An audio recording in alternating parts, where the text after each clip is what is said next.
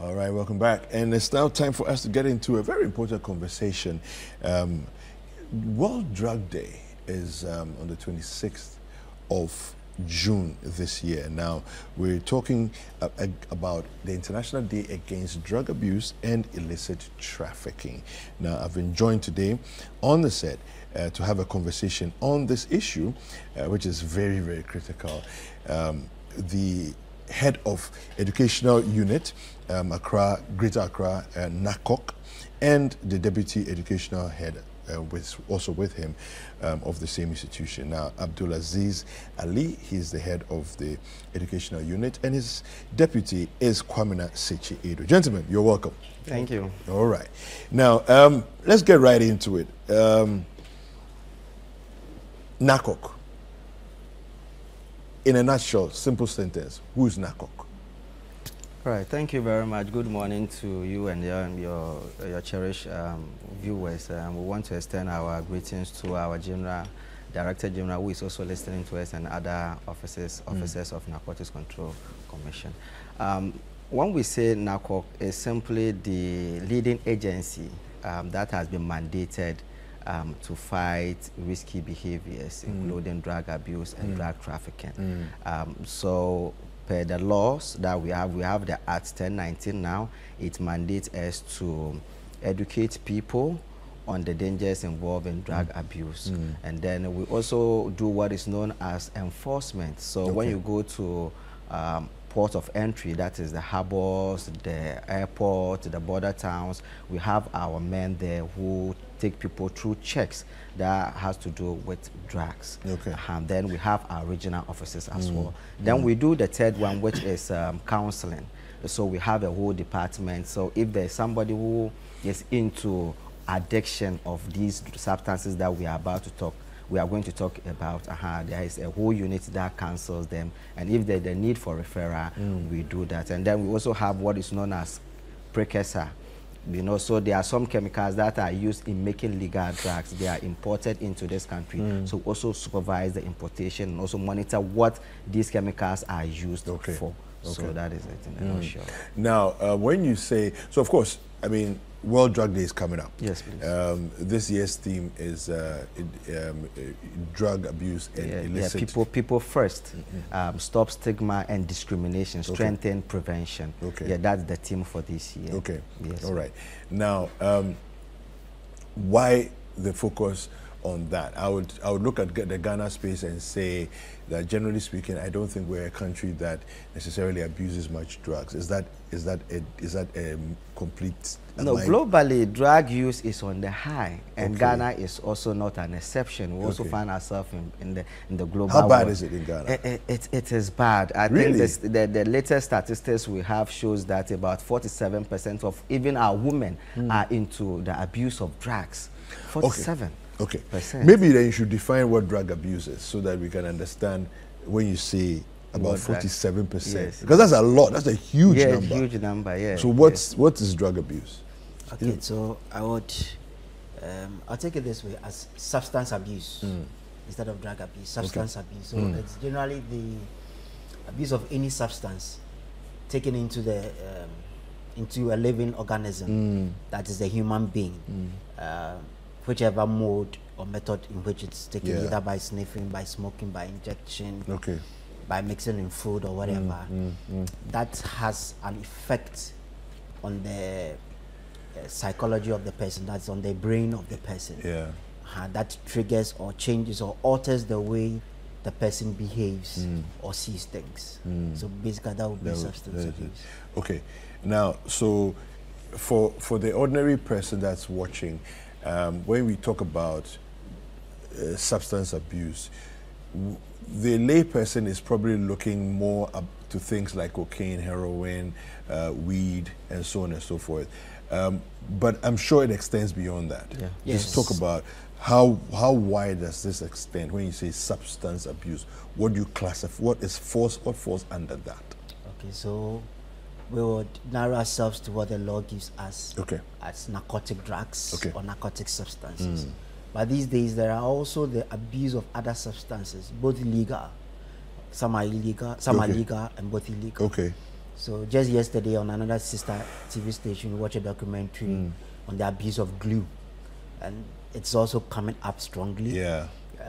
There's abuse of illegal medication, also known as tramadol, which is seriously affecting our youth these days. The abuse of also the narcotic substances in different ways from what we used or previously used to know as smoking. People, these days we have it in different forms. We have it in biscuits, we have it in toffee. People are mixing it with drinks. So this is cannabis. This cannabis. Okay.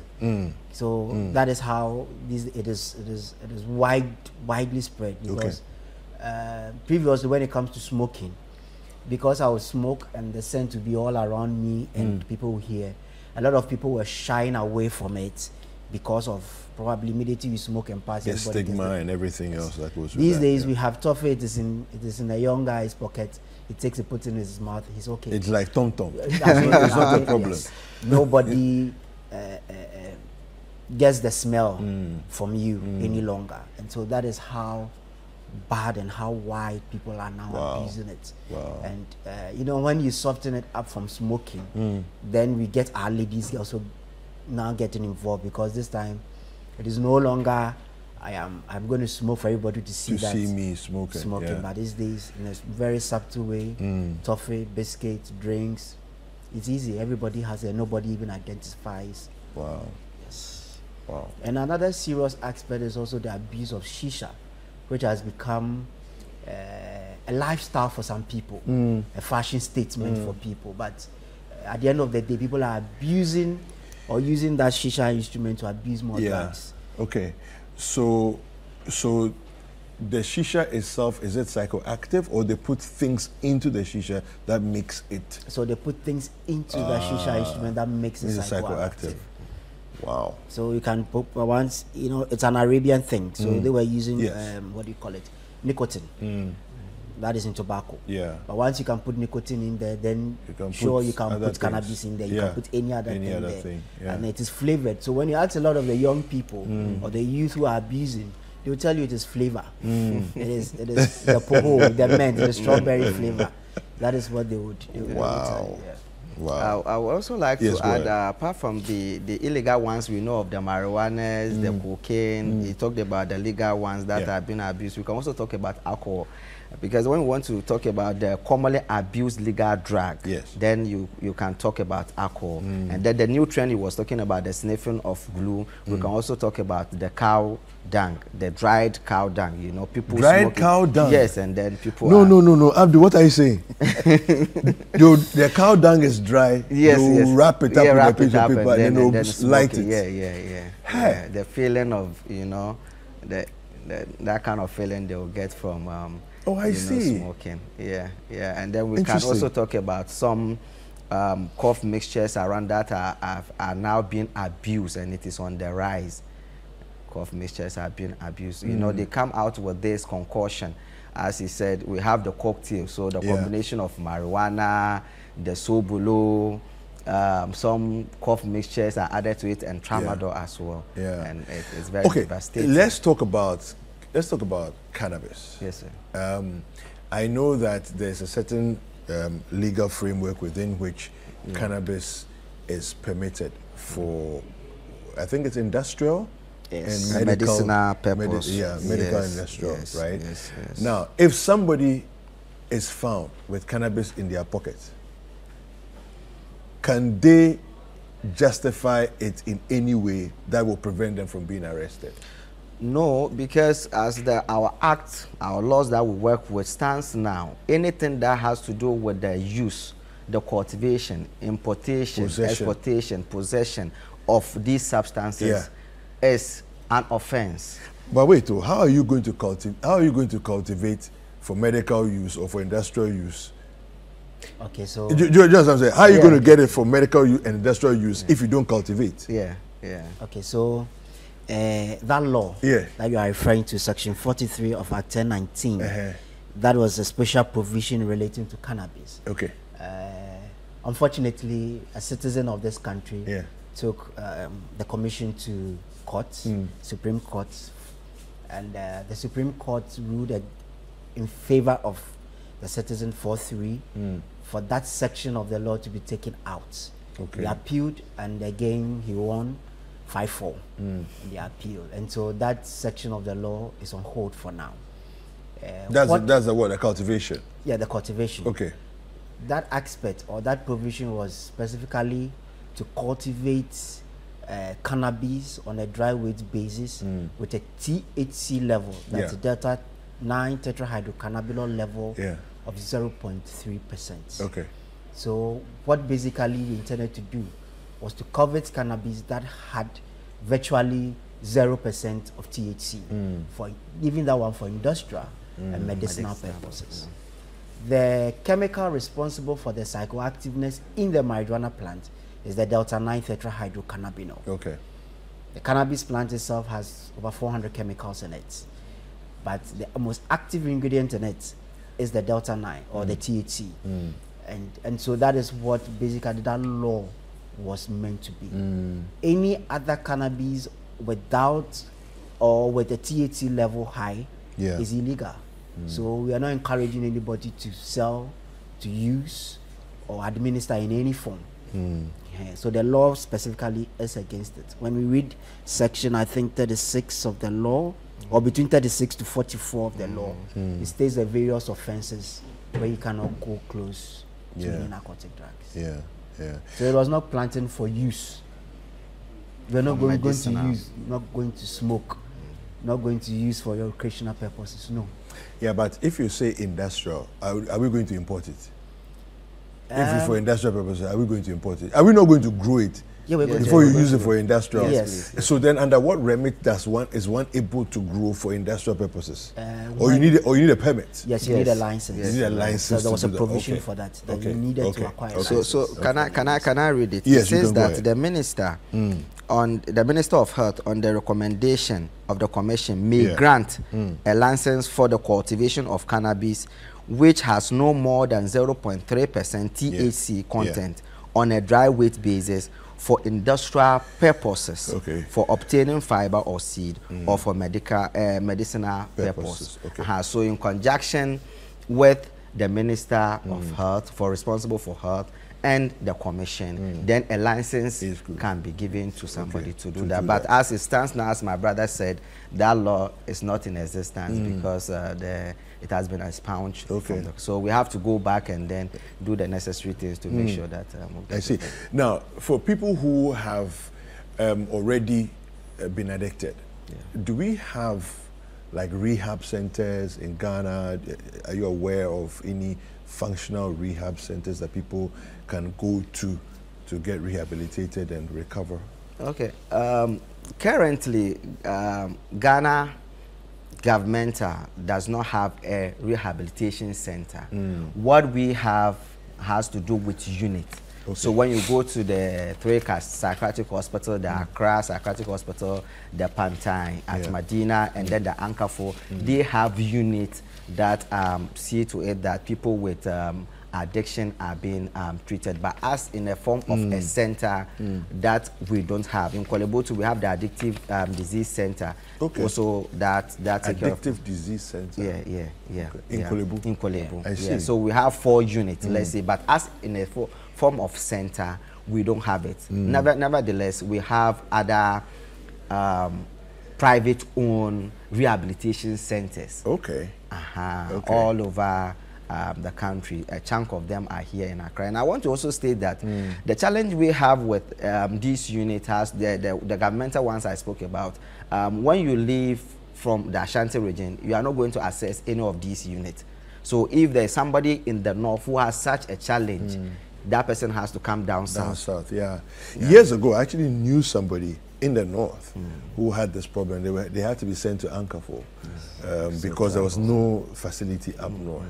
I don't know why that is the case as of now, because we have. But what I would say is that as part of our mandate, we are being mandated to create or get a rehabilitation center for the Commission. I see. So there's going to be the creation of a trust fund where funds, donations from philanthropists would come in, then we'll use that to get rehabilitation centers. And also we are in the in the process of creating outpatient kind of facility all over, drop-in centers, all over the regions where people with challenges like this can just go seek for advice, be counseled, and then that sort of things. So in your educational drive, what do you say to, let's say, parents in terms of, because I mean, I realize that for a lot of people, the exposure when it comes at a certain age is likely to create the addiction. You know, above a certain age, usually your habits and attitudes and mindset are formed. So even if you would experiment as an older person, you experiment, walk away from it usually. But addiction will start earlier. What do you say to parents, and what's their role in all of this? Okay, so the parental role in all of this is one, at least to have time for your wards, or to have time for your children, and also to be able to listen to your children. No matter how busy you are, at least you should be able to spend a little time to listen to them. Most parents are quick to push away kids when they come to them, wanting to tell them something. These days, I would say modern parents, we are listening a bit to our children. We are trying to put them in international schools, and so they have become so exposed that, I mean, they ask questions and at times you be scared. So modern parents are trying to listen to our children. But our main focus is that we should be able to listen to them. We should be able to have time for them. And we should be able to observe the changes in our children. A typical example is the circle of friends of your child. Okay. If immediately your child begins to take up certain different interests, his or her circle of friends may change. So if your friend decides to take interest in, for example, football, he will now move with people who have that interest. And so his circle of friends who are not interested in watching soccer or going into soccer betting or whatever, he will shun them. And now move into people who are. So immediately the circle of friends of your children begin to change. You must also, it raises a red flag. But that is if you know the friends of your children. So that's why we are saying pay attention more. No matter how busy we are, I'm sure you by 4 a.m. you had left the house to be able to be on set. Your kids were asleep. I don't know when you get home. But at least you have a little time with them, and that little time you have to make it. You must allow them to share whatever the experiences in school, on their way home, whatever it is with you. And that will give, if they are able to feel free around you, they feel less afraid to share anything. No, they feel less afraid to share anything, and they feel like, I don't want to disappoint daddy. I don't want to disappoint mommy. But where you don't have time for them, they feel they're on their own, and so whatever they do is okay. Okay. All right. So that's a good one actually, because children always want to please their parents. So if they know that you don't approve of this, then you're right. They don't want to disappoint. So I won't do it. You know. So finally, how do people get in touch with you?